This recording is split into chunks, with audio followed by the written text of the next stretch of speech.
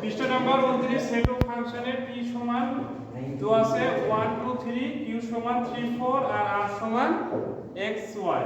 তাহলে এটা আমাদের একটা চাইছে p ইউনিয়ন q গুণন r।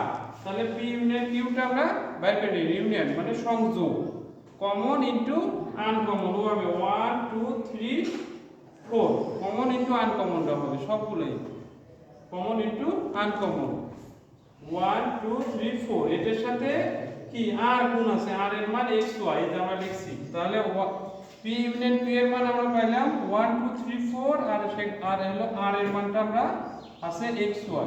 তাহলে কার্তেশীয় গুণনের নিয়ম অনুসারে 1 এর সাথে 1 গুণন x, গুণন মানে এভাবে না 1, x, তারপরে 2 x, 3, x, 4, x, প্রতিটা কমা আকারে লিখতে হবে। তারপরে কি হবে 1 1y 2y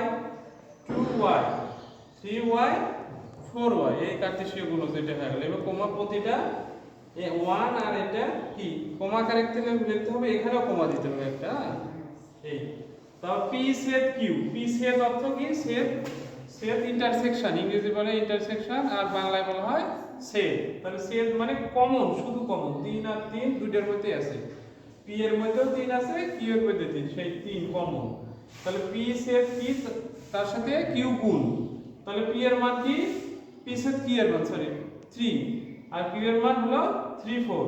তাহলে 3 3 হবে আর হলো 3 4, 3, 3 এখানে একটা কমা হবে আর 3, 4, গোটাটা আবার সেকেন্ড ব্র্যাকেটে আমাদের এটা কি বলা হয় কার্তেশীয় গুণ। খুবই গুরুত্বপূর্ণ অঙ্ক এটা, এসএসসি পরীক্ষায় এই ধরনের অঙ্ক আসে।